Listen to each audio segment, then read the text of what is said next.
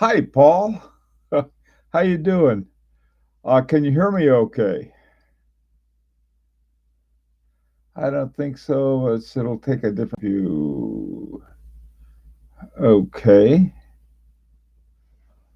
Hello, Paul. Are you there? Hey, and that's something. Oh, good. You can hear me all right.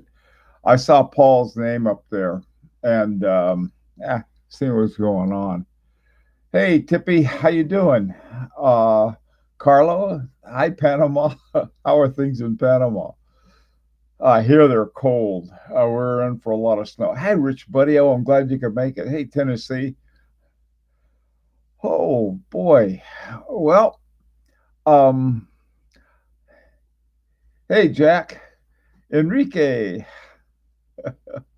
How's it going? It is really, really cold. That's how it is. MP Max Planation. Saxony. My man from Saxony. Uh, that's where all of the great watches are made in Saxony and Dresden and Glashütte. Klaus, hi Klaus. One-off watches I've seen are pretty good. Okay, hey Clyde, how you doing, man? Come to Spain. Here is not that cold. I've been to Spain, and when I was there, one of the times I was in Madrid, it was pretty cold. Hi Chris, how you doing? Okay, like the Breguet XX. All right. Uh, Here is what I wanted to talk about, and let me explain why. And this is the limited edition.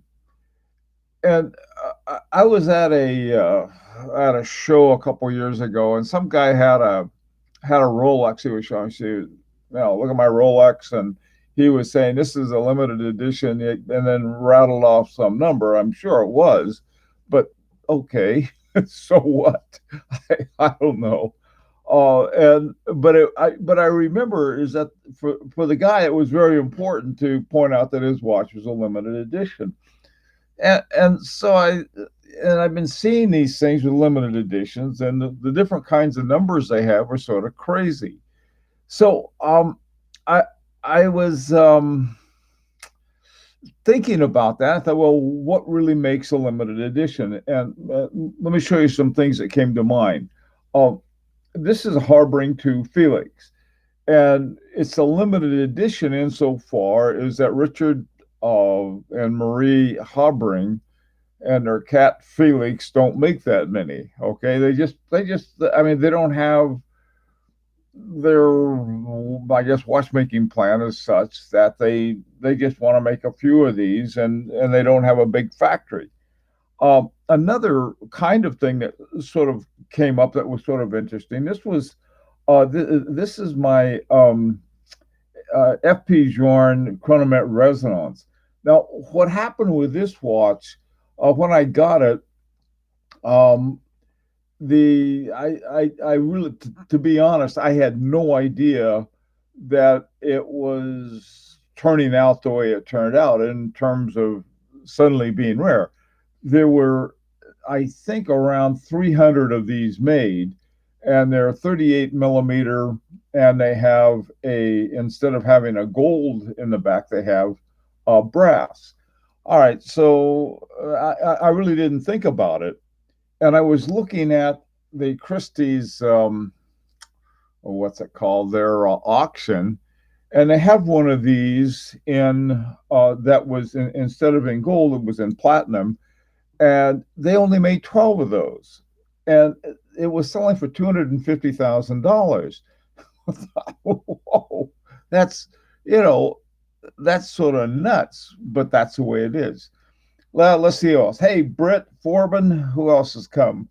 Um, okay, good. All right, now, and then this one right here was sort of interesting. This is my H. Moser Henry double hairspring.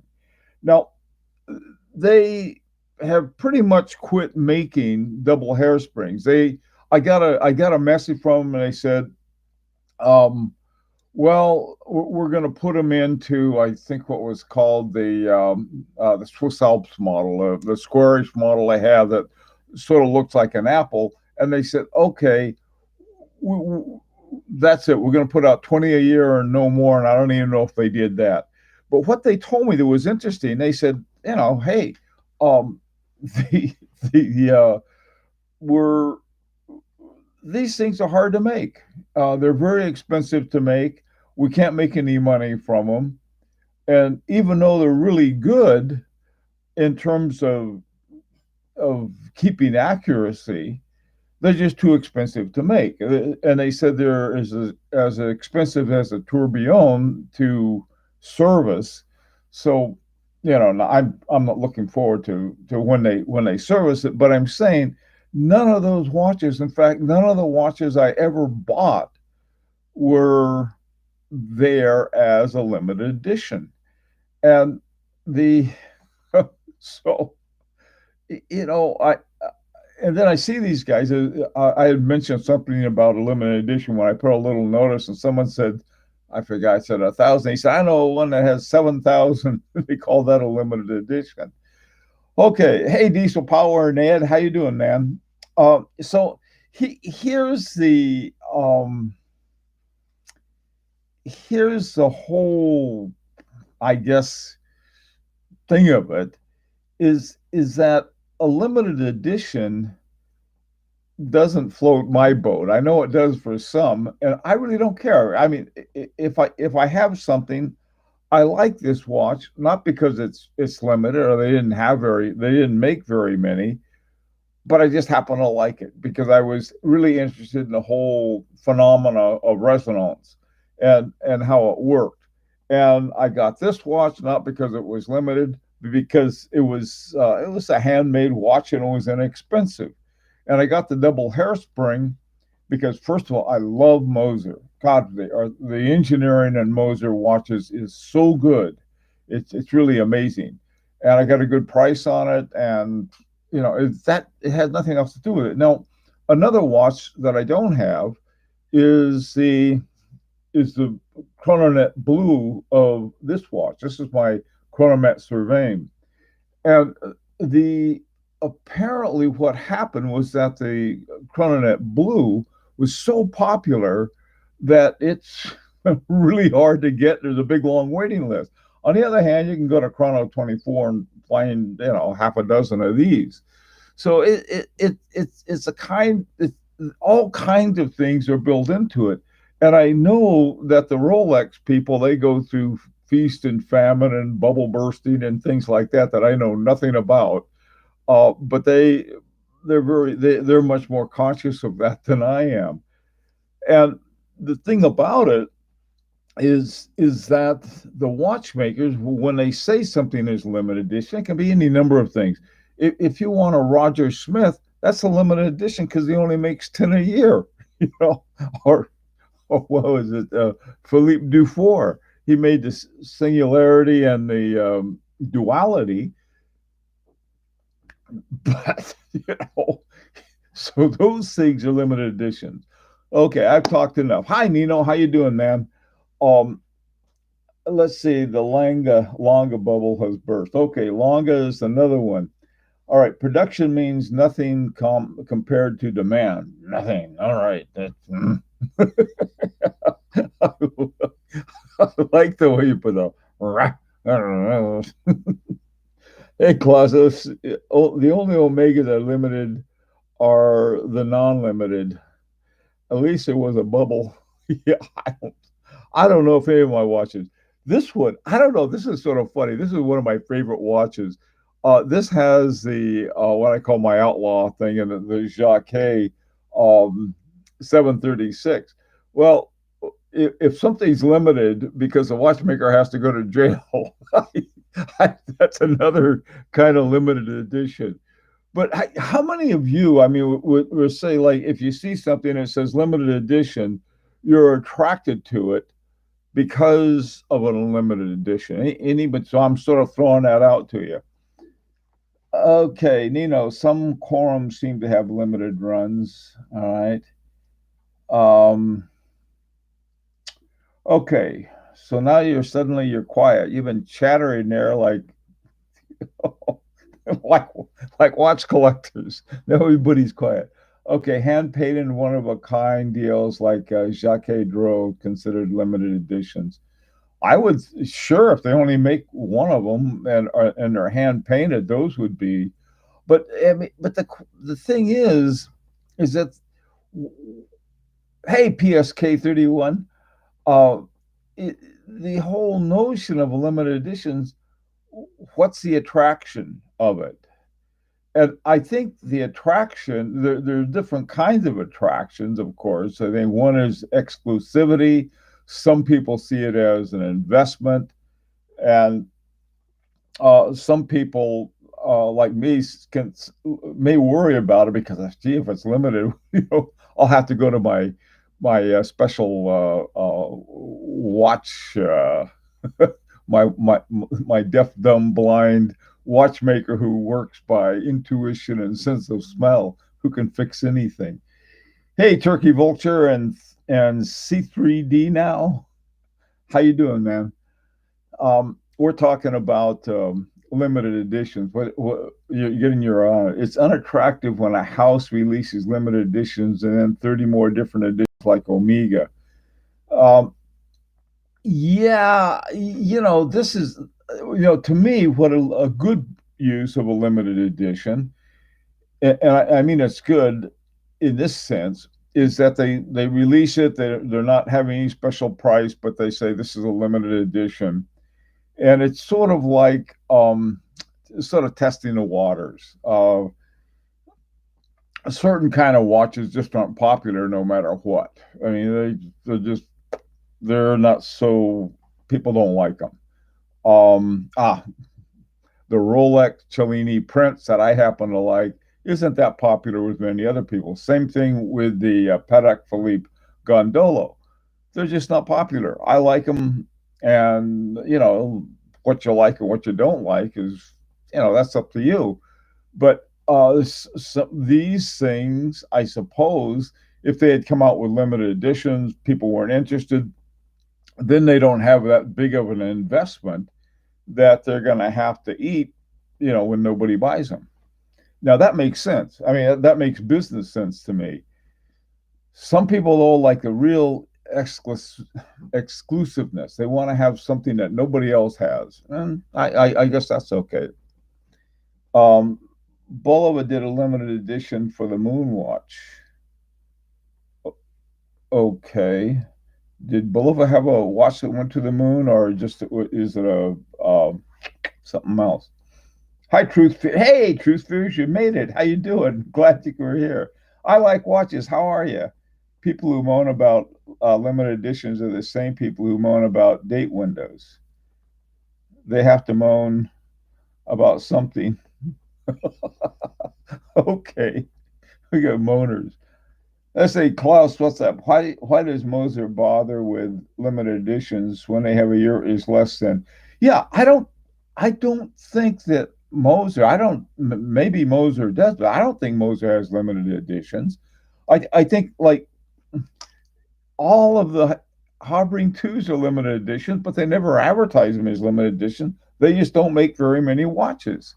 The same thing, you don't hear Roger Smith talk about limited editions. He just makes 10 a year and it's got a waiting list of 20 years or something. So,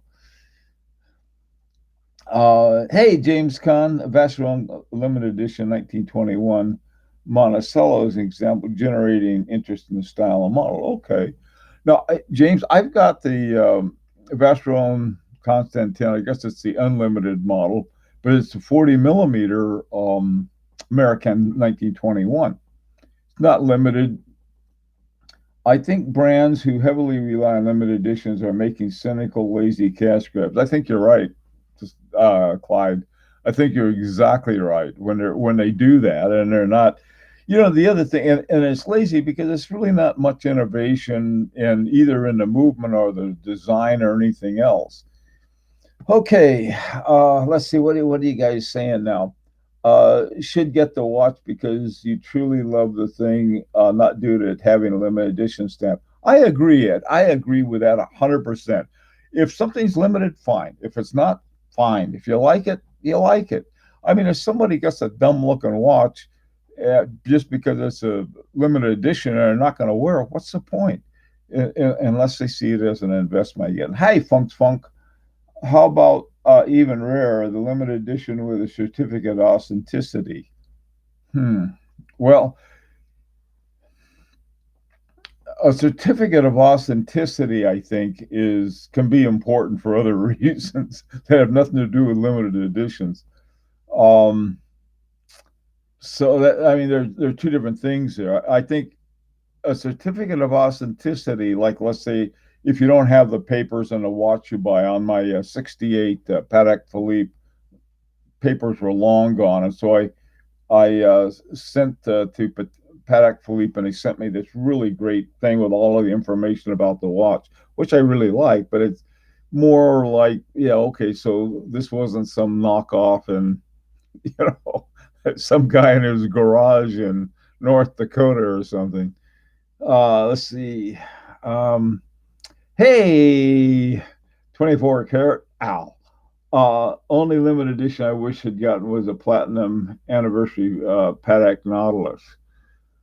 Okay, now see, now sometimes, to me, if a limited edition, let's say they put out, well, I suppose Rolex Cellini Prince might be a limited edition since they quit making them, but I would like to have one of those. And if they had a limited edition of a watch that I really liked, and I couldn't get it because other people liked it and grabbed it up and then it was gone. Yeah, I can understand that. That makes sense. But you're not getting it because it's a limited edition. You're getting it because you like the watch. I think Ed's point was that, what's, you know, hey, Jamie, what's up? Oh, good. I'm glad you made it. And Old English 91. People follow Omega for too many limited editions. However, most of those limited editions sell out. Yeah, that's true. Okay, let me see. What do you do? Loads of them. Seiko does. I don't know. I got my Seiko 5, and so I don't care what anybody thinks. They've been making that same watch since 1968, and it's anything but limited. But here's the upside. You know what must be good? They haven't changed a thing in that watch. Should have a show called the Watchfinder General, where you seek out watches for people while wearing a big pointy hat. what, what are you guys going weird on me? Like a big pointy hat, like a dunce hat or something like that. Oh man, see, I don't mind LA. Just don't want to pay a premium unless it has some real innovation. Yeah, that's the thing, Klaus. Yeah, that's you know what happens, and I think Clyde has it right. They just slap on there as limited edition. Well, I mean, everything's a limited edition. I don't care if you make a million of them. It's nothing. You don't have anything such as an infinite edition. I think I'll put something together with pretentious watchmakers, and I'll call it the unlimited edition, the infinite edition. Um, okay. Costco has the manual Omega racing chrono. I saw it. I didn't buy it. I knew I should have. It has tripled. Yeah,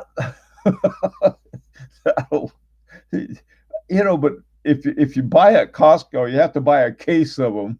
It's a little bit of it. Get a Seiko 5 with Indian numerals limited edition. Nah, I like my Seiko 5. My ball watch is a limited edition. All right. What do you think of for something by a real railroadman? Um, I think my brother ended up with my dad's watches from when he was a pilot in the Air Force, and if I can get my hands on it, I'd really like it. Not because it's a very common military watch, but rather because it belonged to my dad. And these kinds of things, I think, that makes sense too, and they're worth a lot. They have no value except to the person who's related to the person who had it. Oh, hey, Eric, how you doing, man? Really went to a vintage chronograph lately, a Zenith Speedmaster, Les Jeux Seiko 61 and 61. You know, I I suppose I should, but I don't know the numbers of all of these. Boy, these Rolex guys, they're talking numbers left and right about the reference numbers. And the good thing about it is that it's very specific. If I say, well, I like the Polar Explorer, I think I'll rattle off 50 numbers of which one. Okay. Hey, Crappy, how you doing, man? Seen some manufacturers using them with California dials and calling them limited editions. I like California dials. California dials, yeah, they could. Yeah, I can see some people doing that.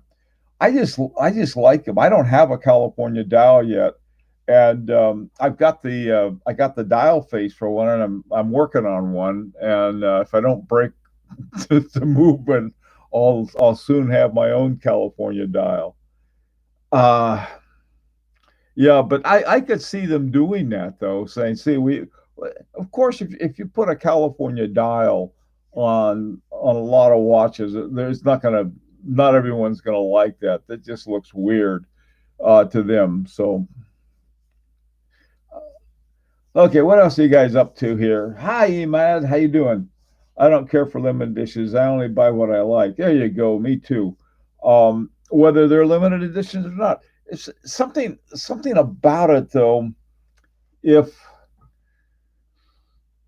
I'll show you one. This is what is really sort of funny. Here's my $200 regulator. Okay, when I got it, it was the first run that they made. They are now in the fourth, running the fourth version of that. I mean, they either sold out quickly because they didn't make very many, and I mean, how many people want regulators? But I guess enough. They keep grinding. They back to the factory and they make more. So now they're on the fourth edition. That was sort of funny. Um, isn't all hard to get Rolex kind of like limited edition? Rich Buddy. Yeah, I think you're right. I do think that. See, it's like the FP Journe Chrononet Blue. This one is not that rare. I mean, it's not that common, but it's not that rare. Whereas, man, I tell you, what they've done with the blues are a lot more blues, tons of them out there, but they've gone up in price by about $10,000, and people are happy if they can find one. Some people wait for years, and once they get theirs, they jack it up for the new price and sell it almost as unworn for close to, well, I don't know. I think the base price is around 25,000, and they sell them for like 35 or something like that. Okay, hey Jamie, limited editions are a bit overrated. Buy what you like. I agree with that one too. That seems to be a theme that's starting to run through here. Um, hey, say it like it is. How you doing, man? Um, okay, it's like limited 100K units a year. Units, you didn't mean unites. I didn't think so. Yeah, that's what does it mean? If something's really popular, then it becomes limited because of the popularity of it, not because of the company making the watch is trying to, they got lucky. You take for example the Audemars Piguet Royal. Oh, that thing was popular. It's just a popular style. And every time they try to do something else, nobody's interested. There was more grief about the code, and I think it's sort of a cool looking watch. Okay,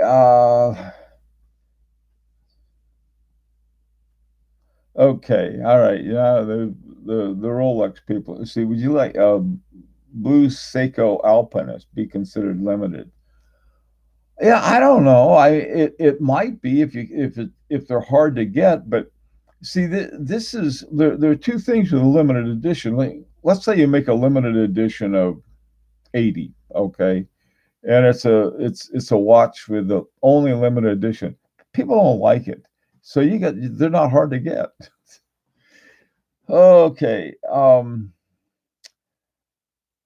right, let's see. Hey, James Conn. Let's see. Limited editions that have really unique dials, no standard case, metals, fine, VC traditional, Japan edition, or Moscow edition, etc.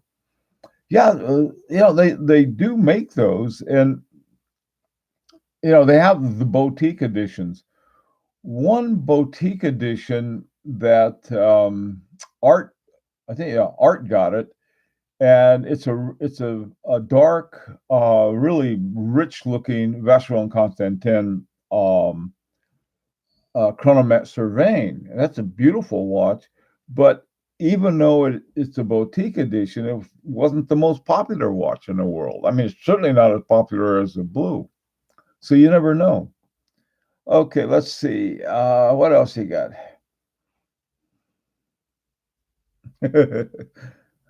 I think Chopard Golden Eagle is being released as a limited edition.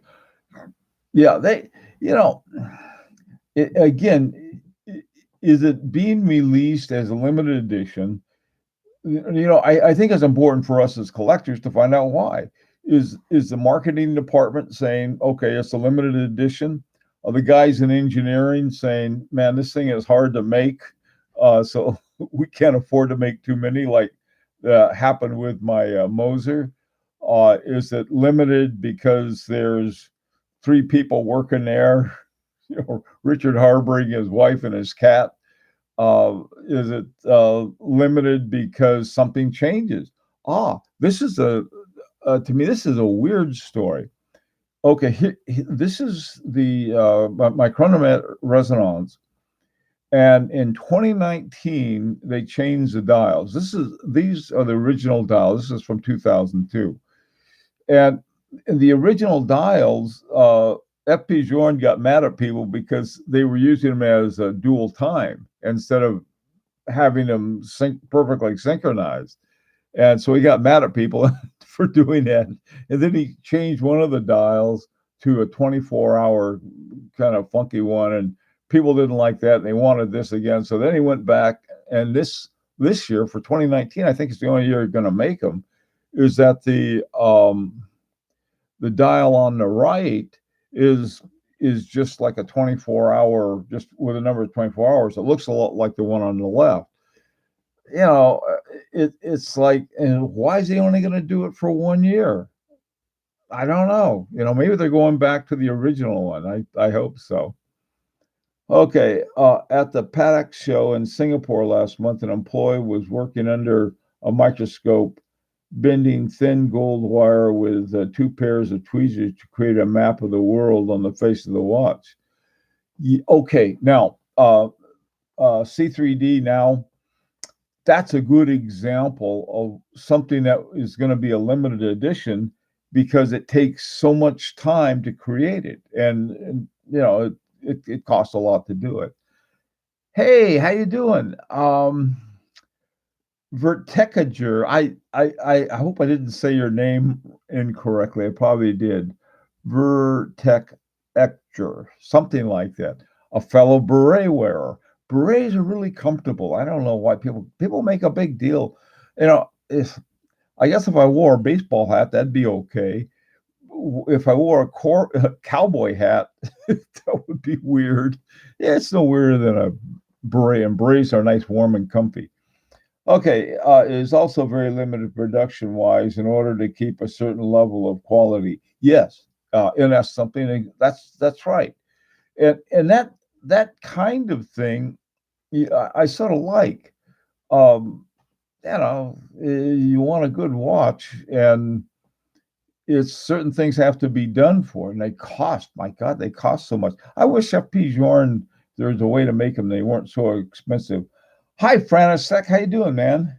Panerai had a large number of limited editions. I think I'd heard them. I think you're right. Yeah, I mean, if every other watch you buy that they come out with, they say is a limited edition, and you're never sure though if it's really limited or not. Has anyone seen the Muffin Man? Who's the Muffin Man? Rich buddy. Hey, James Cubs, get a sombrero. You know how big a sombrero would be? This is just the right size, and it's nice. Um, oh, the Muffin Man. Okay, that was a gingerbread man, not the Muffin Man. Um, uh, uh, you know, Elise Nardine had a watch I really, really like called the Regatta. In fact, it won I think the sports prize a few years ago. Love that watch, and the reason I liked it was that it has a countdown function to it for regattas, and it's for lining up your boats and everything.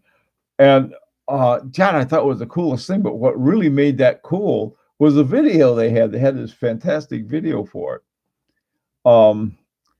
Okay, berets mimic Dali's melting clocks. I wear a Salvador Dali. Okay, there it is. All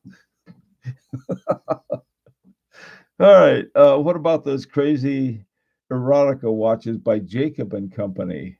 High horology at its best. What do you think? Jacob, I didn't know Jacob and Company made erotica watches. Oh, Jacob. No, Jacob the jeweler. No, yeah, I know who he is.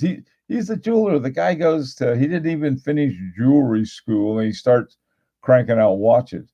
Uh, the guy, I wouldn't mind having a watch by Sven Anderson now. He was the guy that makes some really tacky looking ones. Uh, Elise Nardine had some really wild ones. Well, they have it now that they came out with this whole series, and they sell them for $20,000 a piece for some kind of painting of these mermaids. So, okay, what do you guys have? Don't like Jacob and Company. Um, Astronomy just has a tourbillon. Everything in that watch has nothing related to timekeeping, just a gimmick. I think, yeah, I think they had like 7 or 8 watches. They had a huge number of watches that they entered in the Grand Prix. And I think one or two of them, one was for jewelry watch, and another one was for something or other. I think artistic gimmicks, something. They didn't win though. I knew they wouldn't. Um, yeah, his stuff is, I don't know. Some people may like it. Hey, Aunt, how you doing? Um, I'm not fond of wearing limited edition. Me, I don't care. I could care less if they're limited or not limited. Um, I think that would be sort of, I it's like if there's something about a watch you like and nobody else likes it, that's okay. If there's something about a watch you like and everybody likes it, and it's the most popular watch in the world, if you like it, that's fine too. I mean, what's the difference? This is why my Seiko 5. I'm sure there must be a dime a dozen, but it's not the point. I like that little watch. It's been nice. The astronomy is trying hard to be a Beauvais recital, but it is not making it. You know what it took to make that Beauvais recital?